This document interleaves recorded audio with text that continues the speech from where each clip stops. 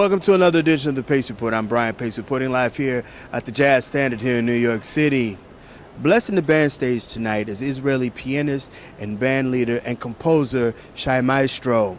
Now he's performing music from his brand new ECM Records release, The Dream Thief, with his trio. Now I had a chance to sit down and break bread with him for a few minutes to talk about him playing in the trio setting, why the trio setting is most effective for his piano style. Also, we sat down and we break bread about one of his heroes, the great composer and saxophonist Wayne Shorter. And we also sit down and we talk about some of his classical training and how the classical aspects of his training affected him as a jazz pianist. So sit back, relax, and enjoy highlights of the Shai Maestro Trio performing music from his latest ECM Records release, The Dream Thief, performing live here at the Jazz Standard as part of the Pace Report here in New York City.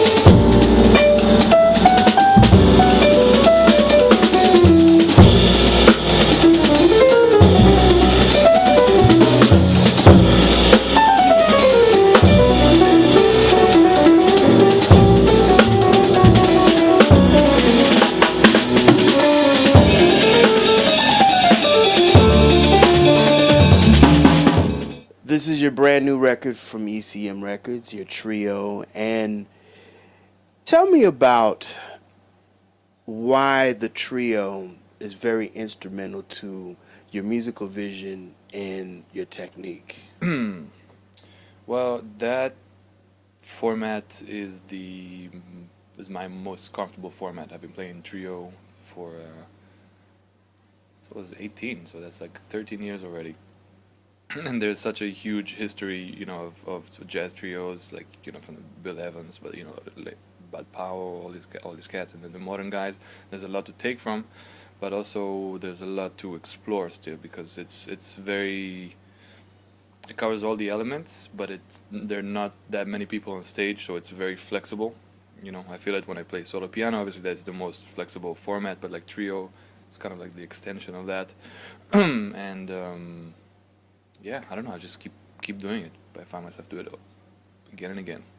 Now, on the recording, you have 6 original songs and you have 2 solo pieces.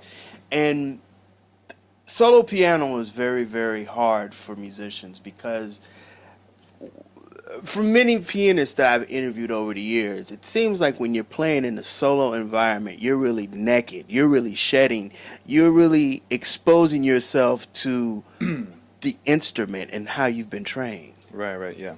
It's a sacred format in a way. Like for me, like that album actually, the Dream Thief, the one that just came out, was supposed to be a solo album. Really? Originally. And I play quite a few solo piano concerts, but I felt like I wasn't ready yet. That I need to really get into it and make it into just. It's a whole other way of playing. There's a lot more weight on the left hand. There's a lot more room for the left hand. Like you got to cover much more elements of the music that you don't have to do when you play trio. But and you also, like as you said, you're very very exposed, which I don't have a problem with necessarily. It's not about that, but it's just it makes you have to kind of be in constant touch with silence. I feel in order for it to breathe, to kind of communicate with silence. And so I'm gonna wait a little bit more until it's fully mature, not fully mature, until it's more mature than now, and then I'm gonna do it. Now, Shai, when I think of great solo piano records, I think of, like you said, Bill Evans. McCoy Tyner has one that's just mind blowing. Which one is that? He did one on, I can't think of the name of the album, but it's on Blue Note. And this was recorded, I think, in the late 80s. And it seems like when you're doing solo piano, improvisation also takes you to a whole nother level because it's just you and your mind. Right, exactly. I mean, a good example of it is the standard that I'm playing on the album. I'm playing These Foolish Things, and that was an accident actually. I just started improvising, free form, just shapes, kind of like those bursts of energies, like, and then at a certain point, the music was telling me like, "Hey, we're playing These Foolish Things." I said, "Okay, cool." So I just listened. I just followed that line and just turned this chaos somehow into these foolish things. And so like that's something that's much, it happens. I guess it happens more often when you play solo. You can just change, your plans just go left all of a sudden, and you don't have a responsibility of communicating this idea to your bandmates. So you can just like, okay, we're playing that song. So that's how it happened. That's how it ended up on the album. Now, playing with a trio, you have the drummer and you have the bassist. Now, is there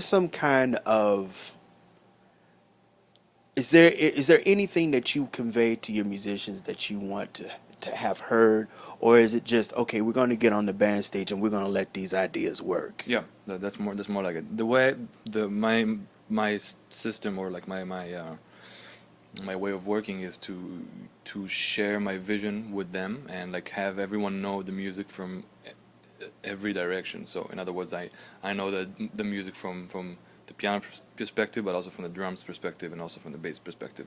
And the same for the drummer. He knows it from my perspective, and so on and so forth. And then, like, if I have specific vision, I would communicate that to them, so eventually it becomes their vision. Like, they can really kind of, let it become second nature. And then what I say is just like, forget everything I told you.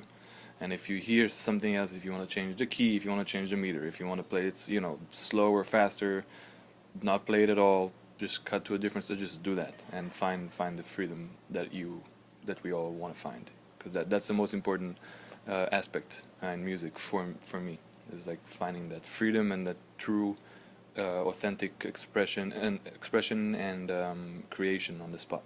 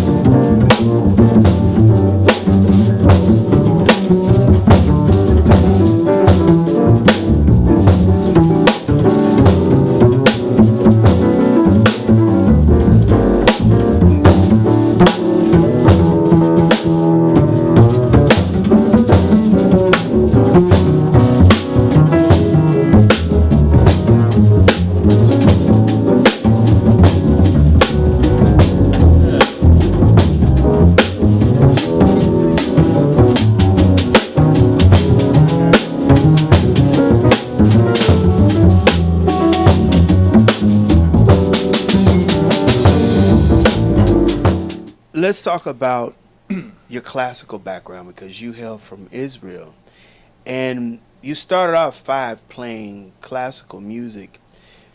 How did classical segue into jazz, and how did parts of your classical training prepare you for playing jazz? Right.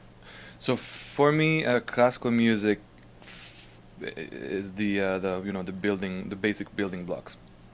That's how I got my my technique. That's how I got like the basic harmonic knowledge that later on expanded as I got familiar with jazz, but and then also like more modern classical music and that whole other part of music.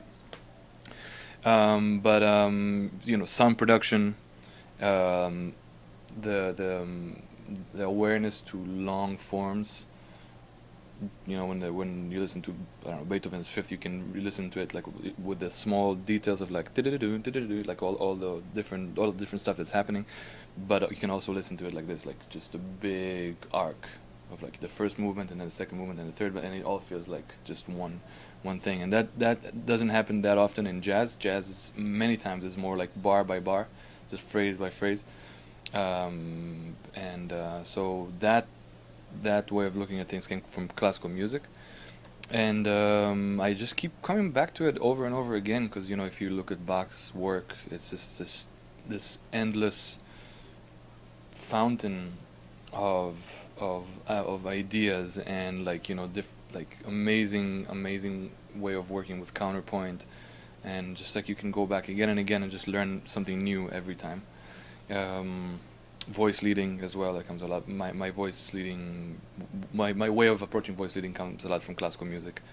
So yeah.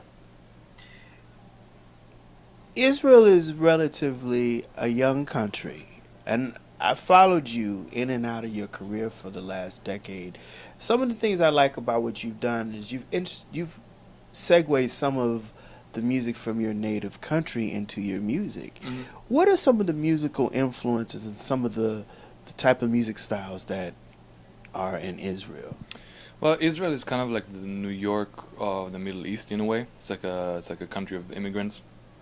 So like we don't have like a distinct Israeli sound per se, like if you look at Spain, for example, these guys have flamenco, right? And then you look at Cuba, and then the rumba and the salsa and like this whole other styles of music that are very very specific, very local. Israel is a cultural salad. We have immigrants from coming from Russia and Poland and South America and like the Arabic countries coming from Yemen and Tunisia and Morocco and all this kind of stuff, and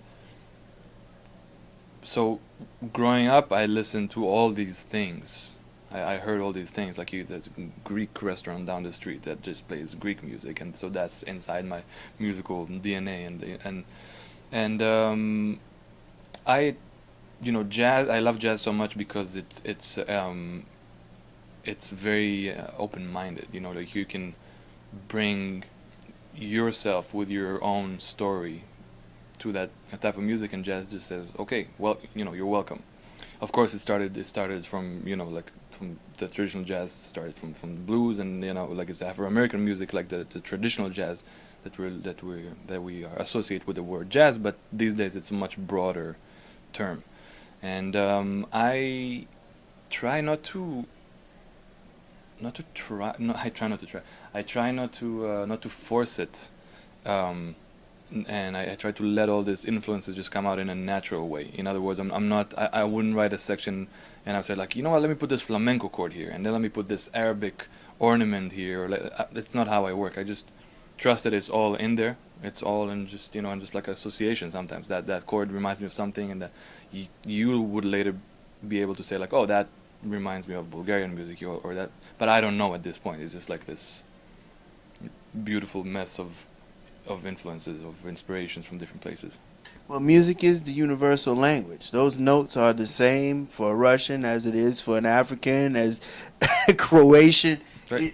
It seems like your take on the music, which is very interesting. It's an American art form, but you're not discriminatory towards how the music is being played and heard. Yeah, I mean, good music is good music, and the honesty of expression is what I cherish the most. If it happens to be, Louis Armstrong singing this beautiful ballad, it's as valid for me as like this Bulgarian clarinet player that plays something that you would like. People would say that's completely different, but for me, it's like it's just he's being himself, just being honest, just yeah, expressing what he has to say, what he has to express. That's it. What has been the response since you've been home, going home playing American roots music, jazz music? What was the response home? Yeah. Back home? I mean, people have so much respect for jazz in Israel. It's pretty amazing. I mean, we have so many Israeli jazz musicians that are in New York, just keep on coming out. I don't even know the young cats anymore. Like, 'cause some people that I should be, I should know about. Israel is not that big, but like just so many people, just more and more. Like, who's that guy? I was like, oh, he just came from this school. I was like, wow, that's amazing. And I think a big reason for that is the open-minded nature of jazz, that we as Israelis, we don't have a musical home like flamenco for Spanish people, so jazz for us is like, oh yeah, that's home. That's where I'm most welcome, with all these different influences that I have.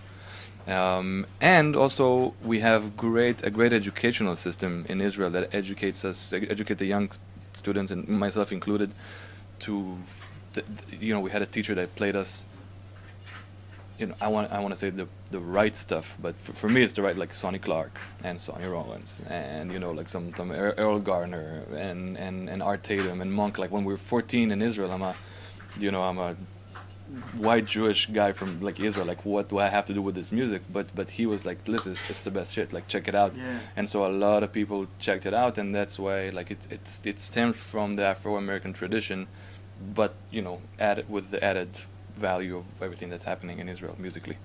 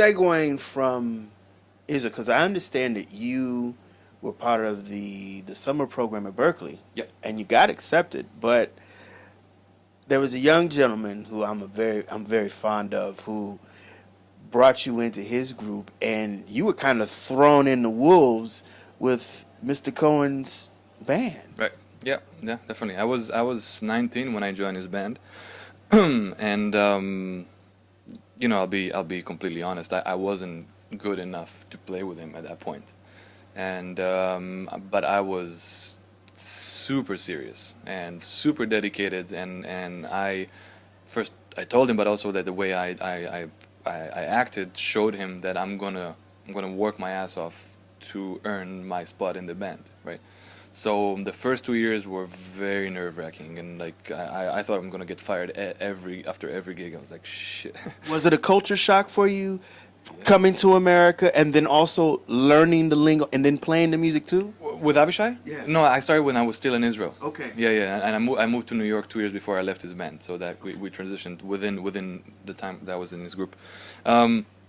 To play with him was a cultural shock. I mean, I got to play. We had Mark Juliana in the band back then. I played in his band yesterday. I just came back from Portland, and what can I say about Mark and Abishai together? Two very, very strong musicians, very powerful universes. And me just being a kid, I was like, oh shit, I gotta really step up my game. And so yeah, that was my boot camp, my military. That was yeah. It's a lot of musicians, not just people from overseas, but people who come to New York. They if it's a trumpet or a piano or drums, they go to a musician or musicians to study and learn things and have like a mentor. Right. Who was that for you when you came to the United States? Well, I had a few. I took 3 lessons that were incredibly meaningful for me with Sam Yahel, and he's an amazing musician. Like I'm sure most of you know him, but if you don't, he's an amazing Hammond player, Oh, yeah. organ player, and he plays great piano as well. And he's an amazing teacher, and he to that was my experience, at least with him. He's like an X-ray machine, and he sees immediately what you have to work on, where are your weak spots, and he shows it to you in a very kind of blunt way. It's like, hey, this is Shai. He has like a lot of positive sides, but a lot of stuff you got to work on. A lot of missing, a lot of weak spots, and I can help you work on that. But I also like want to teach you how to be the X-ray for yourself, to function as that X-ray machine, and that he taught me basically how to practice by myself, how to perfect my practice, and so that was very, very meaningful for me. I recorded these 3 lessons, and I just basically went back, transcribed it, and just wrote. He was just like saying, it was like pearls, like all just like this amazing advice and this that amazing, So that was one. When I came to New York, I joined Ari Honig's band, which was crazy ass kicking experience for me. Still, he's now we're good friends, but I really admire his he invented a language, basically a rhythmic language that's kind of the Ari Honig universe. And for me, that was like one of the missions when I came to New York. I was like, I want to play in his band, so I went to the Smalls website, and I just like started transcribing stuff he did like in gigs and stuff. I started transcribing Gilad Hexamon's solos, just learning that language. And then I got a chance to sit in with him in Smalls, and he didn't know me. And then I was like, okay, so yeah, sure, come on stage. And I went on stage, and I knew his language, and he was like, wait, that feels familiar. I was like, yeah, I worked very hard to get to that place. And then I joined his band, and I keep learning from him every time we play together. So that was another thing. And then like just more and more, like I have this duo that I play every once in a while with Chris Potter. Now that is another ass kicker for me. He's a lot of fire. A lot of fire, a lot of knowledge, a lot of wisdom. Yeah. Actually, like a sage. Like playing with a very like old spirit. It's beautiful. Mark Turner. I mean, this is New York, you know. It's never-ending list of inspiration. And I try. My personality, I'm like a sponge, so I just try to kind of really immerse myself in every situation I'm in. Like I played Mark Juliana's gig 2 days ago, and I was just the way I practice is like, let me just live in his universe for a little while, you know. And then you do the gig, and then when you get out, you move on to the next thing. But you have this feeling, this thing that stayed with you after experiencing that, you know. So yeah, New York is that for me. That's why it's going to be hard to leave. Although I'm not a huge fan of the city itself, I'm more of like a nature person. So you're going home? I am not going home because it's too fucking good here. It's a trap, man. I can't imagine any. There isn't any other place where you're gonna get that. You know, I was in my kitchen making tea, and Mark Turner was warming up because we were just rehearsing for a gig, and then I hear that sound that I know from the record. You know, I was like, where else in the world would that happen? It's nowhere, and so I'm here for the moment.